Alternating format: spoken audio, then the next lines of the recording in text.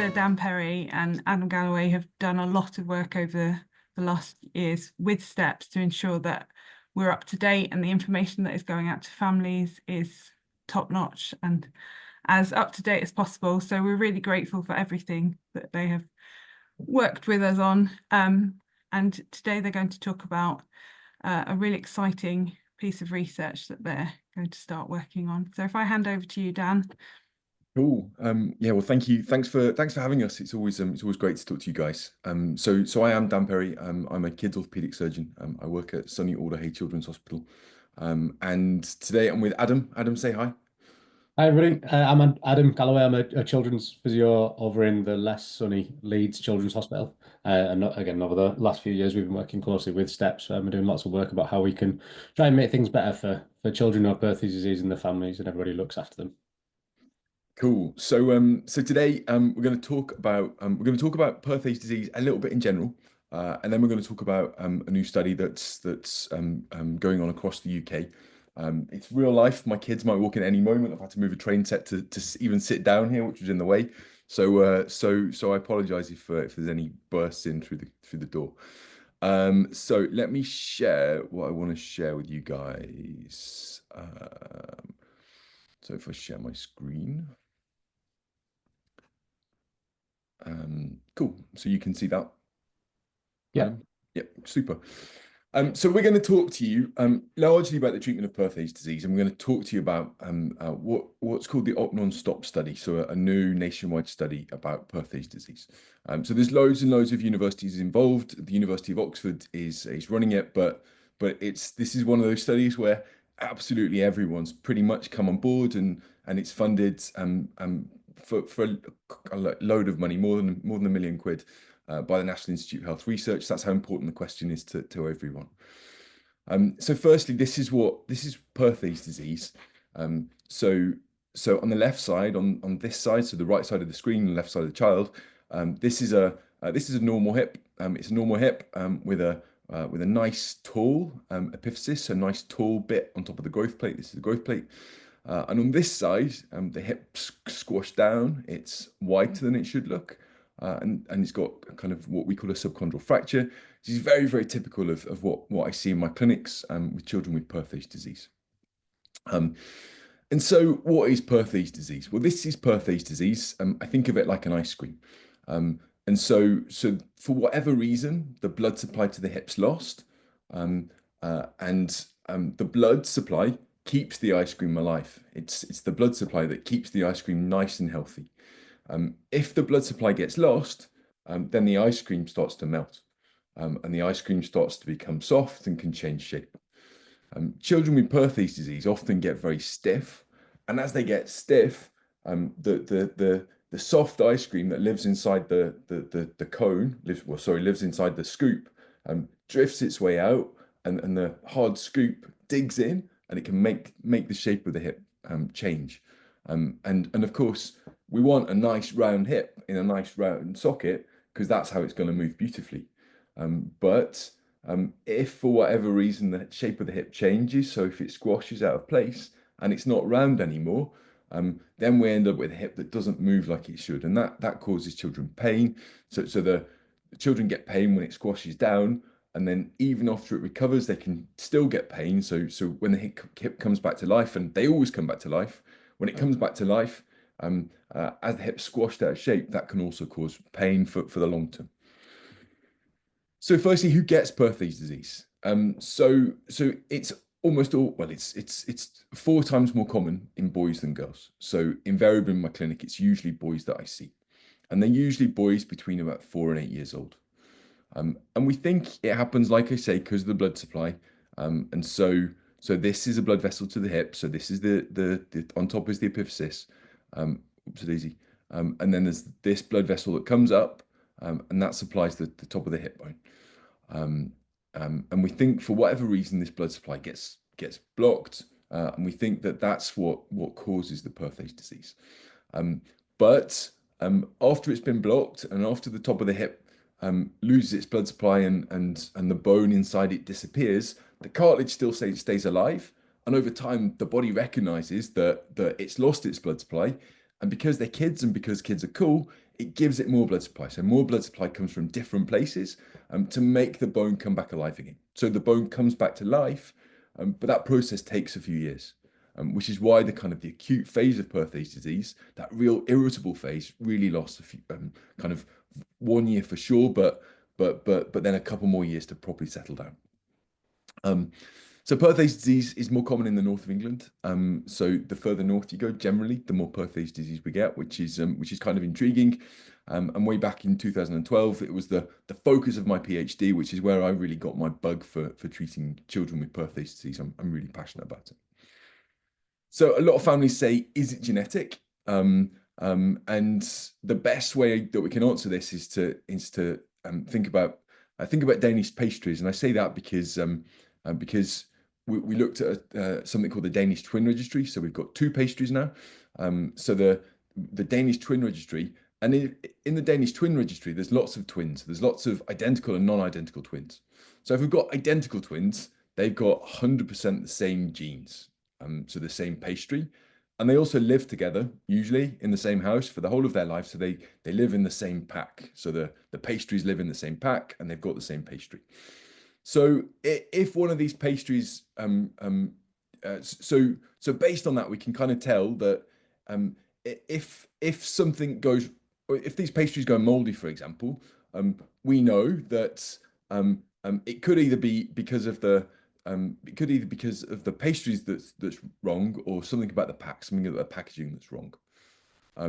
Whereas non-identical twins have got 50% the same genes, so 50% the same pastry, and they also live in the same environment. So they also live in the same pack.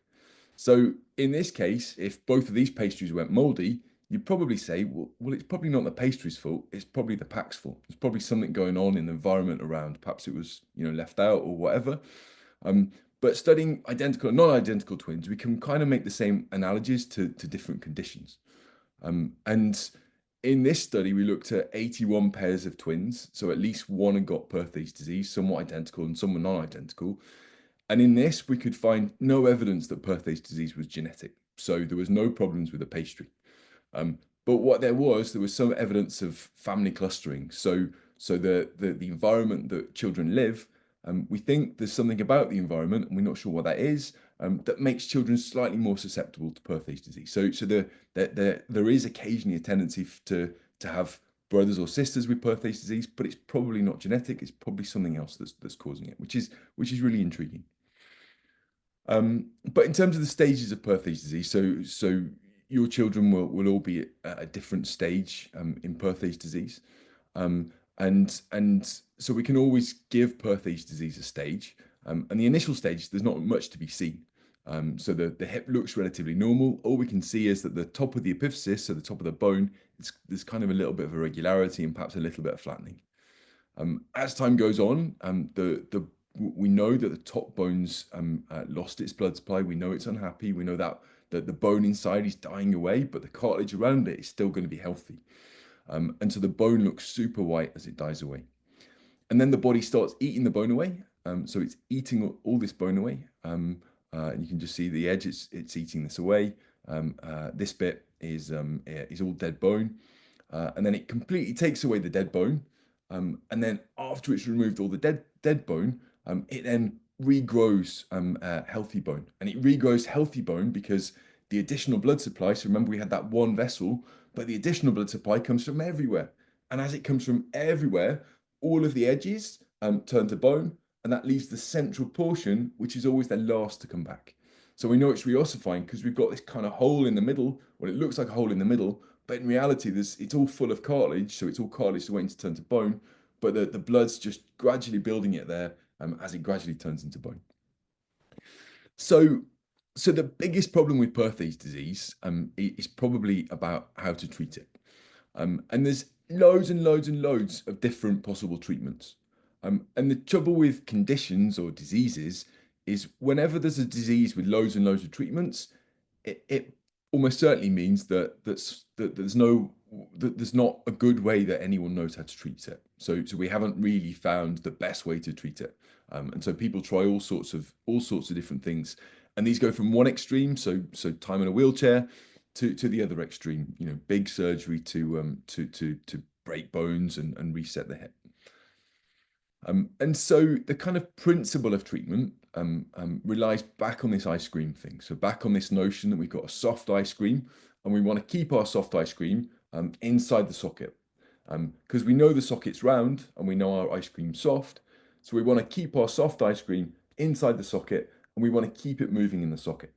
Because as it stays and moves in the socket, all the time our soft ice cream is going to stay the shape of the socket.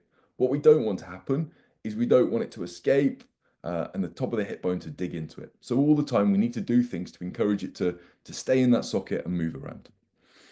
And so, the really old-fashioned treatment for it was to say, okay, we'll admit you to hospital for 3 years. That was the original treatment, and that's why you've got orthopedic hospitals in the middle of the countryside, because they had beds and beds and beds of children with Perthes disease who were there for years, which is a really bizarre thing to think about.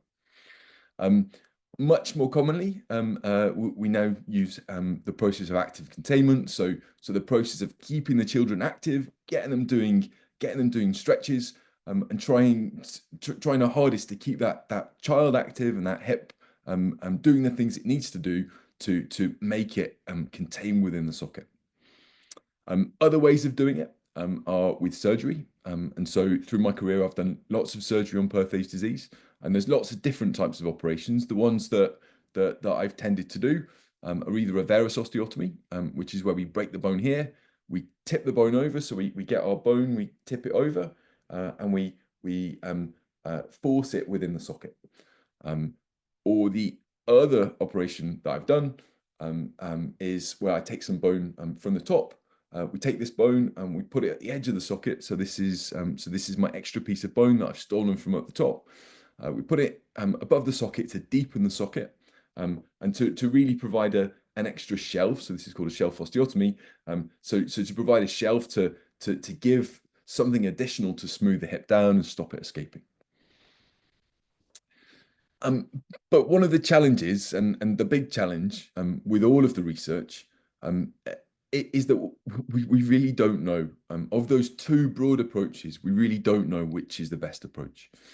So there's been a couple of okay studies. So the best studies out there about Perthes disease, one is called the Herring study, which is probably the most famous, where they looked at 300 children in the US, and they compared doing surgery to not doing surgery. And there was very slightly better outcomes in children who had surgery than that didn't have surgery. But they were slightly better outcomes. So they weren't amazingly better outcomes. This was a kind of a slight gain from doing surgery. And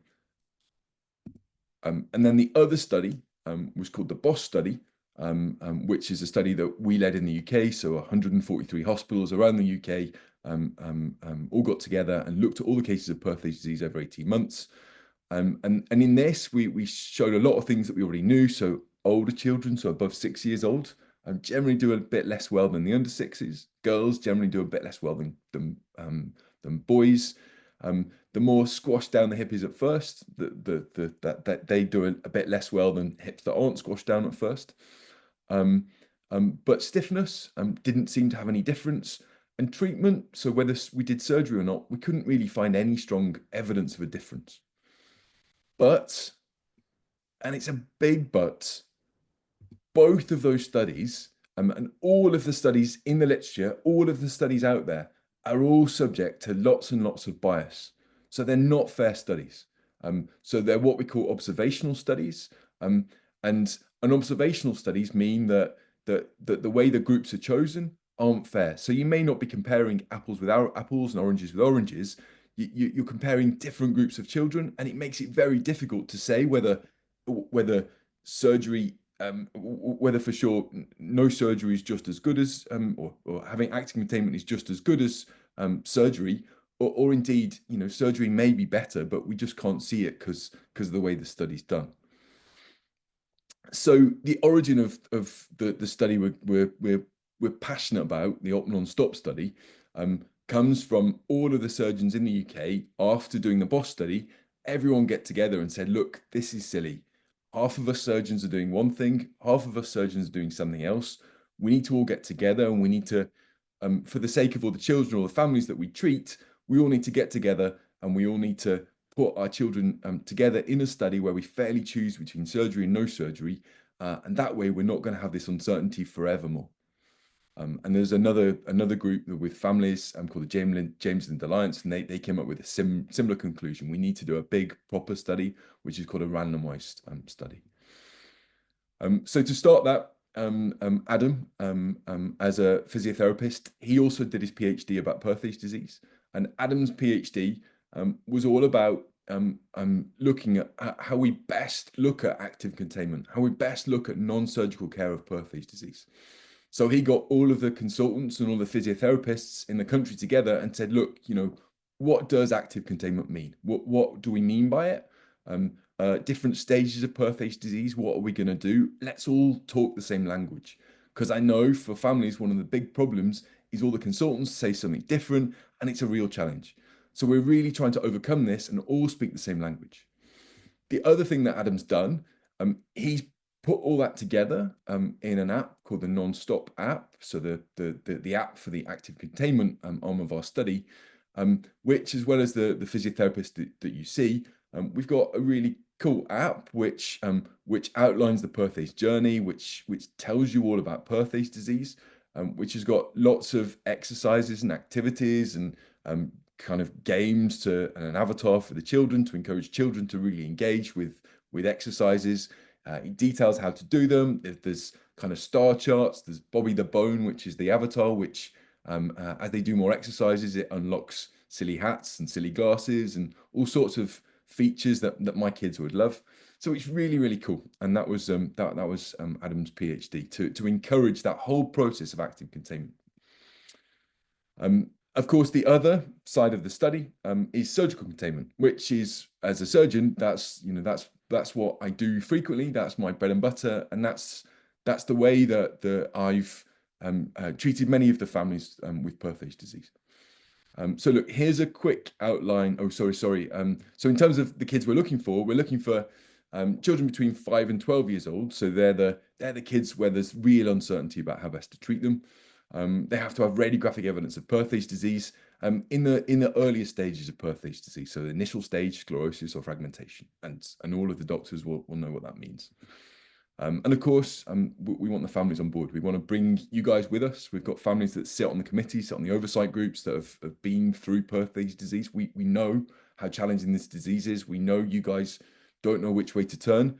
And we're trying to say, look, we want to help you. We want to help take some of that uncertainty away from you. We want to look after you. And we want to bring you on board with the study and find out for you guys and also families in the future how best to treat this. So look, here's a wee bit more about the study.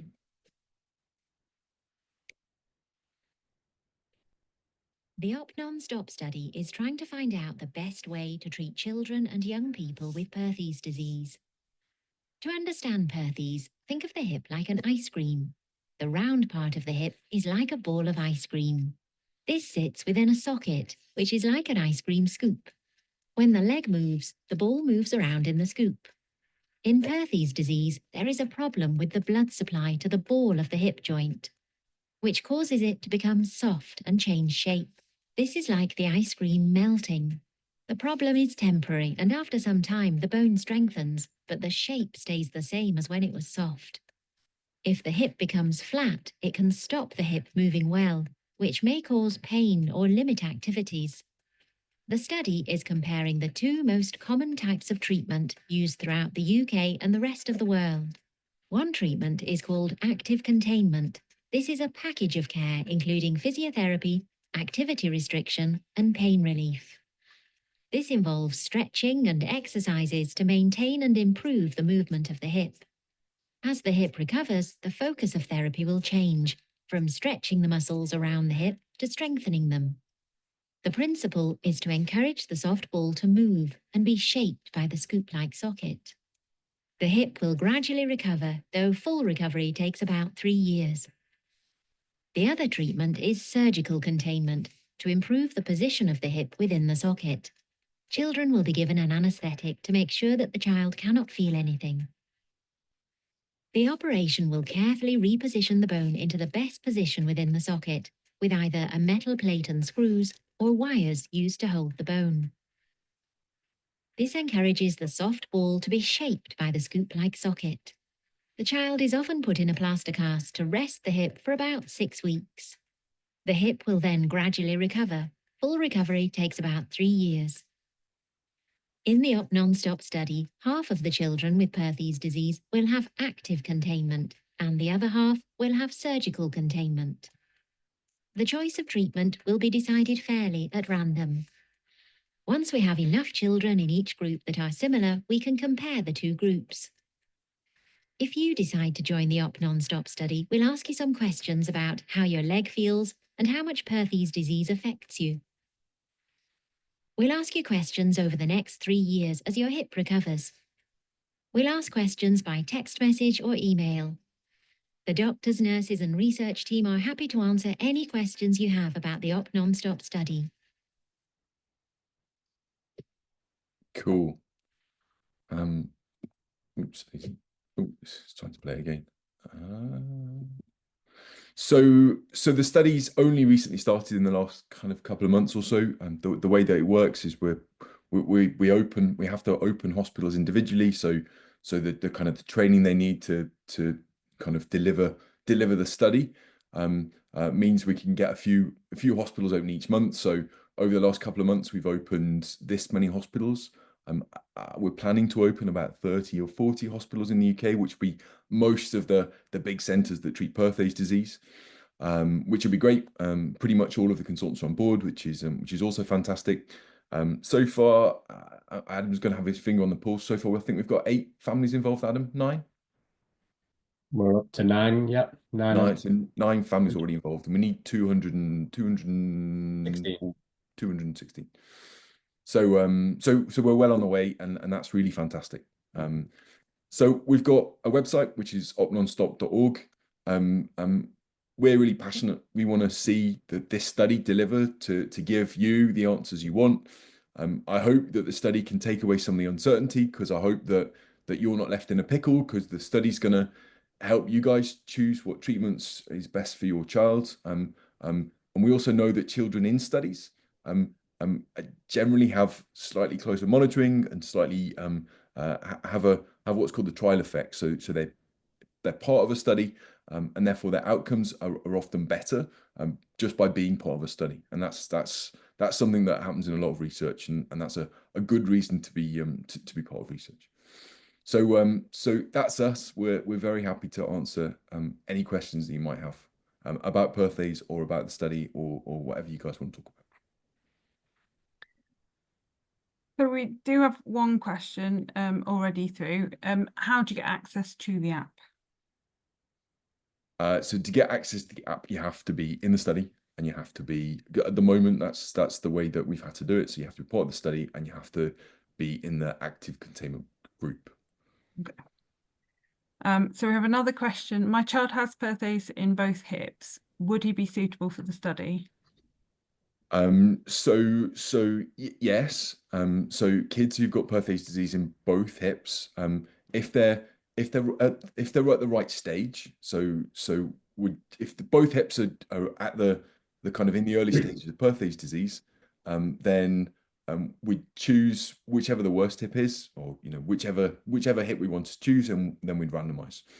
If one was 2 years ago and he's getting better, and the other new hip as presented now, then we'd randomize the new hip. So we want the hip that's in there's some uncertainty around. But yeah, we can absolutely get those people on board. So when does the study start?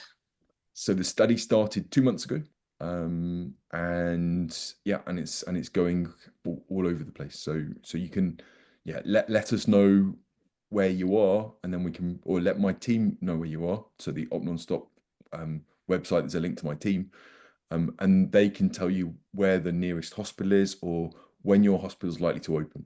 And if you're there and you're keen, Adam and I can give your consultant a gentle nudge and just say, look, let's do the paperwork. It's often the paperwork that slows things down. Let's do the paperwork, because one of your families is really keen on joining.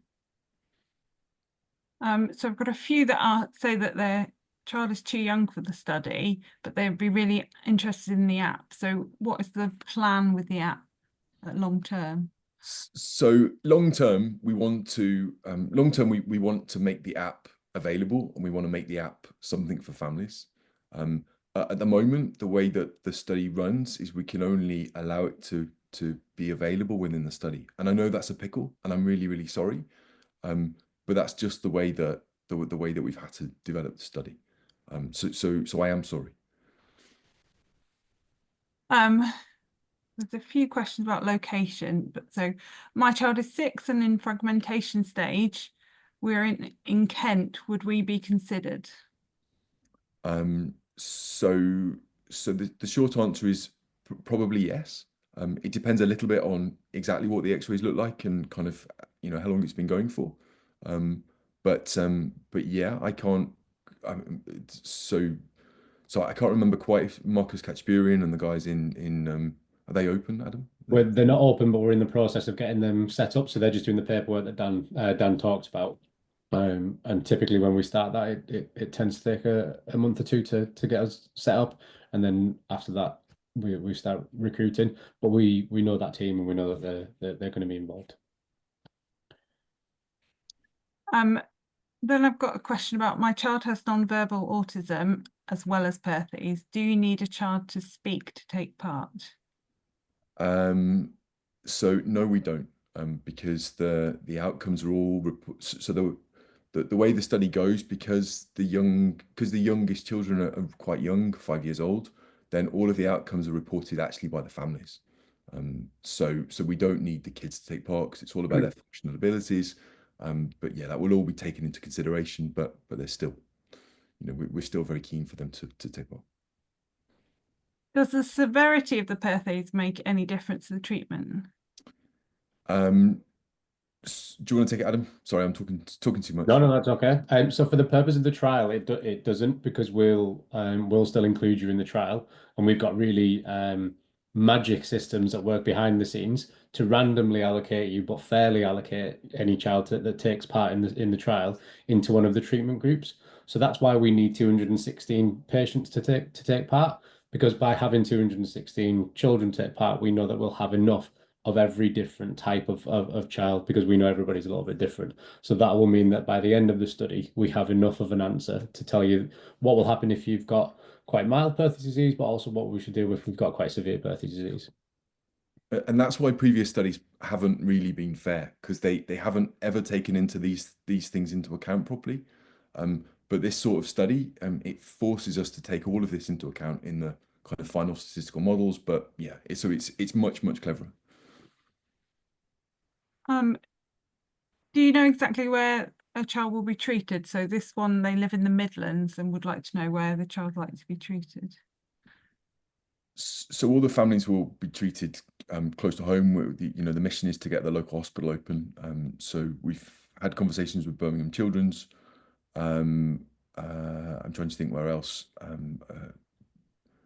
Where else in the Midlands we got them? I don't want to offend anybody by calling something Midlands, but so I'm going to Nottingham on Thursday, and then we know that we're speaking to Birmingham. We also have it's probably a little bit more south, but Reading, like, looking to potentially be involved. We haven't spoken to some of this other Midlands ones, people like Stoke. So Stoke needs to come on board, and I've texted Coventry this evening. And Coventry, of course. So I'm from Birmingham, so I'm passionate about getting Birmingham on board. So there's a few questions about whether it is just NHS hospitals and how likely they are to need to travel far. So our mission is so it typically is NHS hospitals. That's and most of the vast. I know some children are treated privately, but the vast majority of Perthes is treated in the NHS hospitals. And it's one of those. Can I say that it's one of those conditions that the NHS, like, we should be able to treat nicely in the NHS, but I probably can't say that. But we want to treat patients. We want to treat patients close to home. Is the ideally within a centre that treats a reasonable amount of Perthes disease. So we've got some expertise. Doing the active containment, the idea is to build a network of physiotherapists across the country who are experts in active containment. So the physiotherapists within the specialty centres will support the community physiotherapists, which we've perhaps not been very good at in the past. So we'll support the community physiotherapists through the app to really deliver active containment well. If you come and have surgery, with us at Alder Hey or wherever it may be, then equally, we'll look after you the best we can, and we'll give you, good rehab, and we'll equally look after you in both arms. Then some concerns about time off. So what does the surgery involve in terms of time off school? And is this different depending on which pool they end up in? So time off with Perthes disease can be a pickle in each group, in all groups. And that's because the kids can sometimes get very stiff and get quite sore. And so that can be a problem. But for sure, there is going to be an acute, kind of a more acute problem with surgery. So the children that I treat typically have about 5 days in hospital, and after the 5 days in hospital, they're often in a spiky cast, so a pair of plaster trousers, and they stay in that for 6 weeks. And so that can be challenging because the kids can't get to school because it's difficult to wee and poo and stuff. So that can be a pickle. But after that, we get them back to all the normal activities. I let them play football. I let them do all the things they want to do because I know the hip's in the right place. But equally, I know kind of Adam with his active containment, I know his mission is equally to get them back to all the normal activities as soon as we can. I've also got a question about what the alternative treatment would be. Will other methods like core decompression be used as the alternative? So the primary treatment, the primary surgical treatment is surgical containment. There is so when we did the study in the UK, so that the big BOSS study, there was perhaps 2 core decompressions out of the 250 children. It's not a common treatment for Perthes disease. I know there's someone in Portugal that does a little bit of core decompression, but it's not a well recognized, not a well studied or understood treatment for Perthes disease. So it's not part of the study. What's the plan on reporting the findings? Do you have any idea of how long it will take, and what further research about cause and prevention you might be looking at after that? Yeah, so the study's very, very rigid. It's very fixed in the way it runs, and that's why the Oxford University Clinical Trials Unit run it. So kind of all of the data is locked away from Adam and I. So we go around, we champion it, but they control all the data to make it as fair and as good as it can and robust as it can possibly be. So the plan is to recruit children over the next 3 years.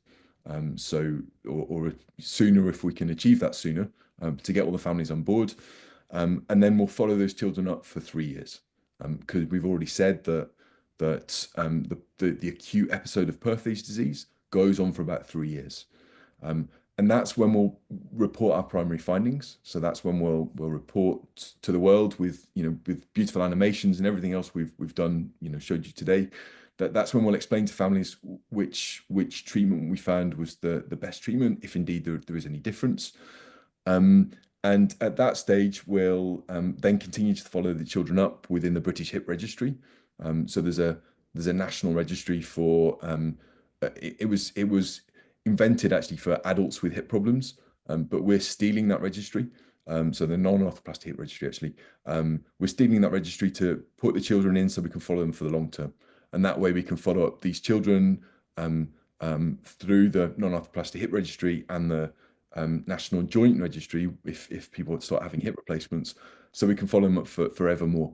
And we're really lucky in the UK because no other country in the world can do that. We've just got really good registries. So that ties nicely into this question about will you be coordinating with other countries such as Scandinavian countries to update to coordinate best practice? Yeah, so we have really good links with the Scandinavian countries. In fact, Adam and I have already had a conversation with or had some emails with them this evening. So we do have good links. The way that the study's running, so hopefully we want to be able to deliver the study in the UK. So for lots of practical reasons, like really boring reasons like insurance and language and all of that things, it's much easier if we can deliver it in the UK. If we can't, if it doesn't look like we can deliver it in the UK, we'll also try and expand to other other countries.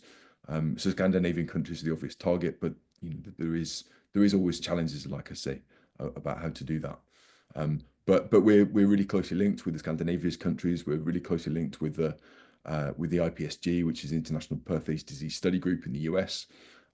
So we want to share all our information. And the US guys are kind of very jealous of the fact that we're able to do a Perthes disease study like this, because they've got a really cool cohort study which is ongoing. But again, that's subject to all of the biases and all of the challenges that we've already talked about. So it's a very different study type. I've also got a question if there's any sites in Scotland, specifically Glasgow, this one is asking about.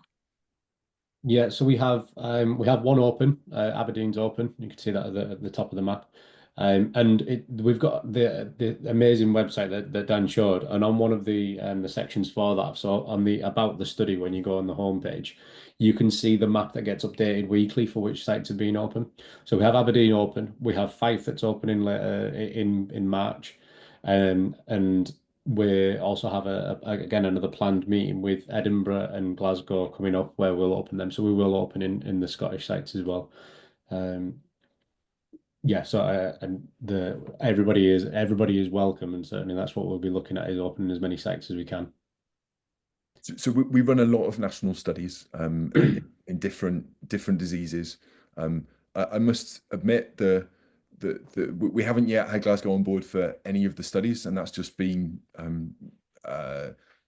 it's just the way it's been. But so if you're in Glasgow, go and speak to your consultant and say, come on, let's get on board with this study, because the parents pushing is also really, really helpful to us.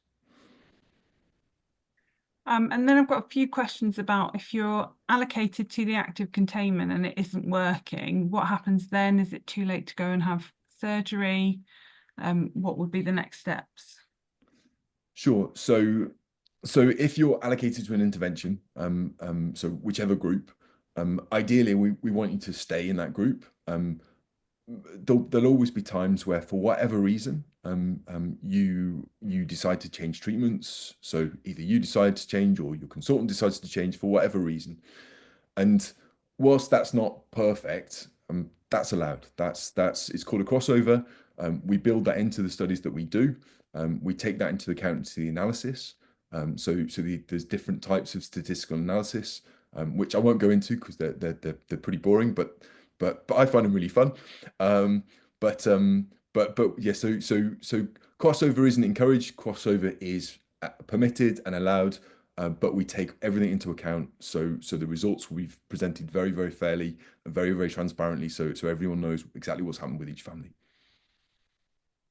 And we've got a lovely physio question. So what is evidence regarding restricting activity and positive and negative outcomes? And also, how intensive is the physio in the active containment? So the first question about activity modifications is probably the main reason, aside from Dan coming to Leeds and asking the biggest question ever for Perthes, is probably what opened this huge can of worms for me. And it was because that we were giving children in Leeds, where I work, we were giving children really quite strict restrictions on what they could and couldn't do.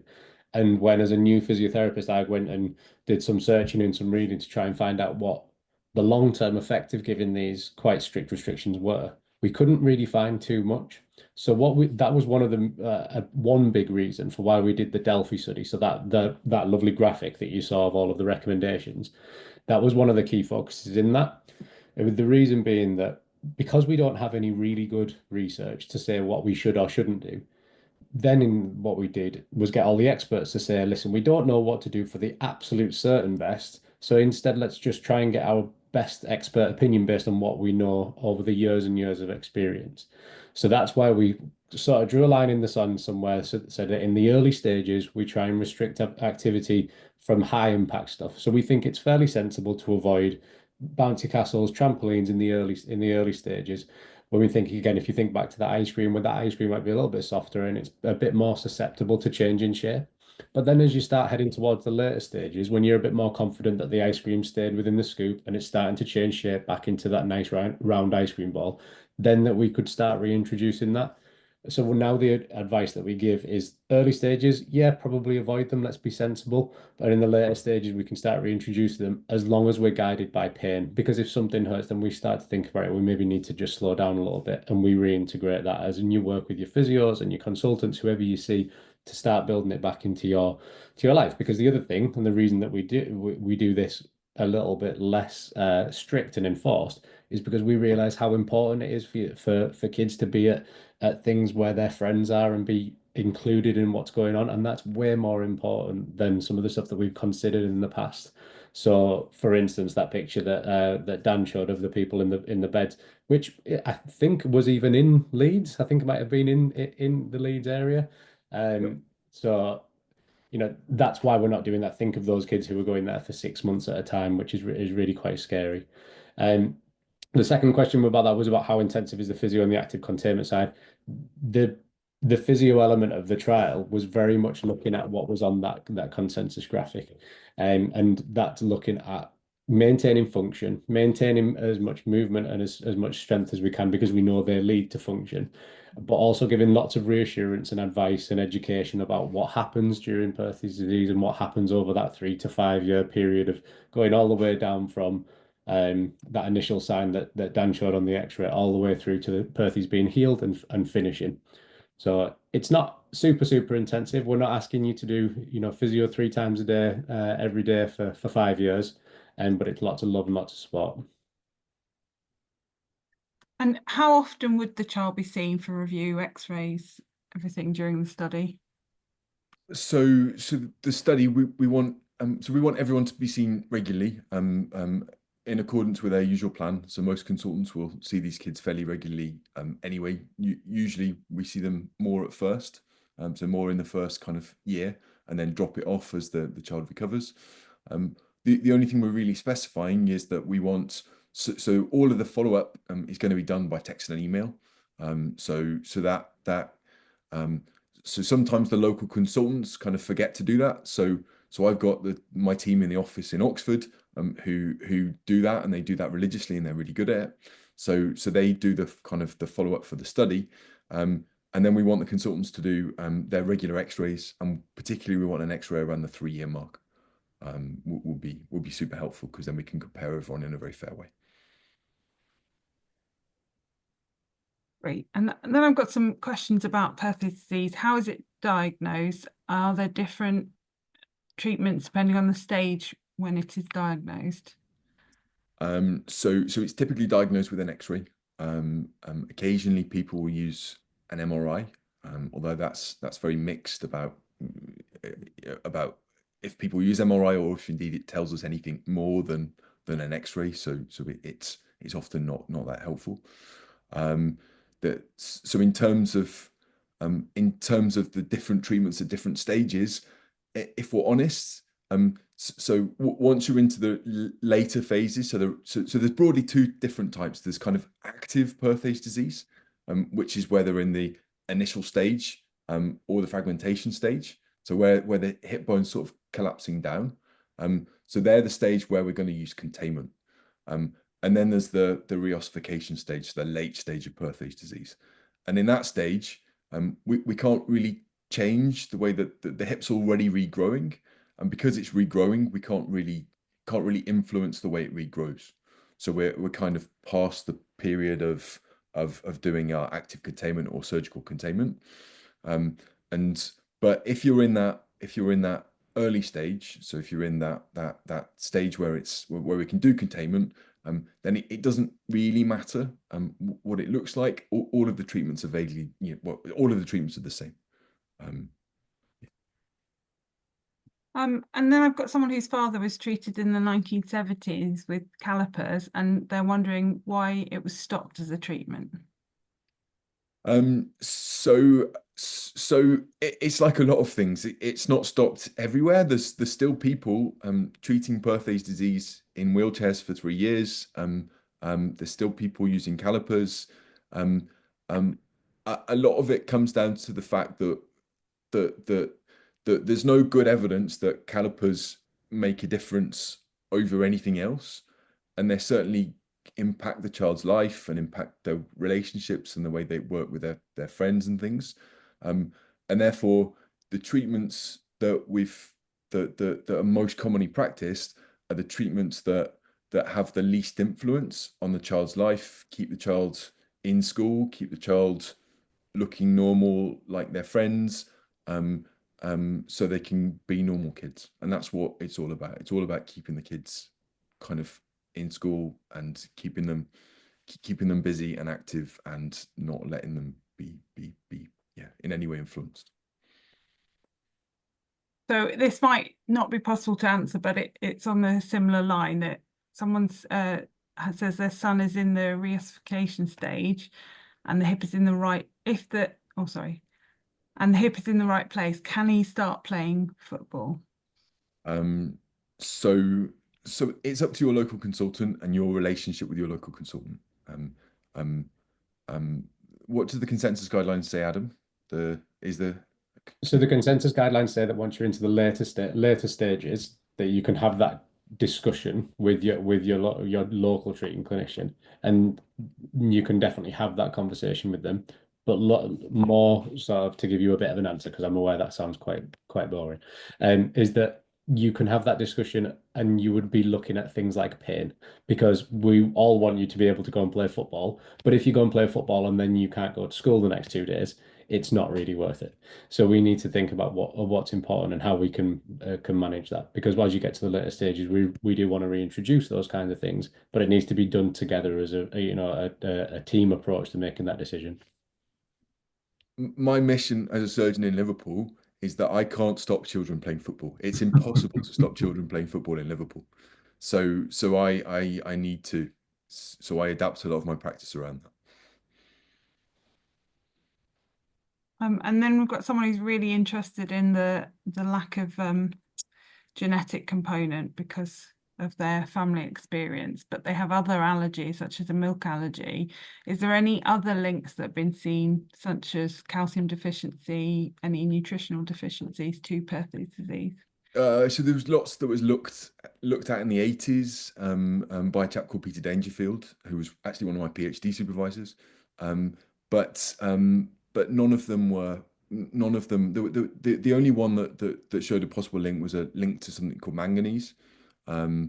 But they did a second. They were really convinced when they did a first study, and then they did a confirmatory study, which didn't show the same effect, and then they didn't look any further. Related to that, we've got a different group, so a biology group, which is starting up. So we've just got a PhD student appointed, who's going to try and look at the cause, sort of some of the causes of Perthes disease. So there's a few kind of groups setting up at the moment to do that, and we'll link those all in with you guys, because we're keen to do that. So the kind of the big thing at the moment is, look, how best are we going to treat it, but alongside that, we're trying to figure out what causes it as well. And then any advice on crutches use? We've got one person here who says their son is on them all day at school, but not at home, and he's in the fragmentation stage. Yeah, and this is I think this is a really important question, because particularly from a physio point of view, we can spend a lot of time talking about whether someone should be on or off crutches, but the person who's asked that question has already kind of answered it in that not at home, but at school. Because what's way more important to me is that the child does get to spend time outside with their friends, and not imagine if we said no to crutches, but you had to stay inside during break time. That's not really very useful or beneficial for anybody involved. So if crutches mean that you get to go outside and be with your friends, then that's what we're going to do. as a physio, our goal is always to get you away from using mobility aids. So anything like crutches, wheelchairs, walkers, whatever it might be. But that's because we want you to be better. It's not because we want you to we just want to take them away. So I do a lot of talking to families and teaching them how to use crutches, but also understanding why you might use them. So I might use simple things like, if you think that your pain is going to stop you being able to do something, then yeah, take your crutches with you, and that seems sensible. But equally, if you don't think that it's going to be a problem for you to not use your crutches, then go ahead and not use them. If they're on crutches, they're probably still at a perfect stage to join the study as well.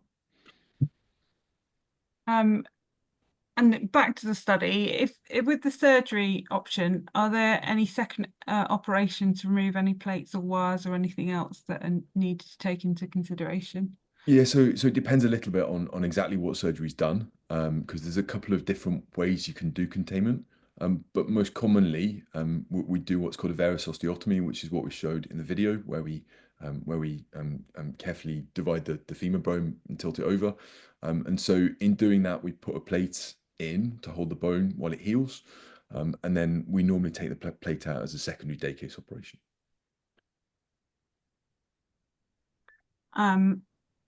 And is a child in early fragmentation likely to be suitable for the study?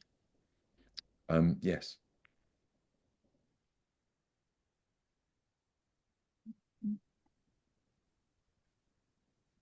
Oh, in general, how many children go on to need a hip replacement if they've had surgery with Perthes?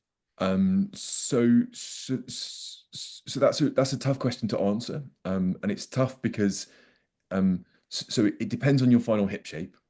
So broadly, hips can regrow spherically, so they can regrow round, they can regrow oval, or they can regrow kind of with a big denting, which is called a saddle deformity. If they regrow round, we don't expect, like, we expect them to be fairly normal. We expect them to perhaps need a hip replacement when they're, whenever anyone might need a hip replacement, when you're 60, 70, perhaps never. If they grow oval, it's usually in your, your hip tends to wear out in your middle age. And if it grows with a funny kink, then it's, occasionally it may even be late teenage years. Most commonly sort of 20s and 30s, but it can be much sooner. So that didn't really answer the question, but it's quite difficult because also thresholds changed. So as hip replacements have got better, people are actually offering more and more hip replacements at younger ages and stuff like that. So actually the statistics change with time. So it's really difficult to give you an exact figure of what it is, because it's constantly changing as technology changes.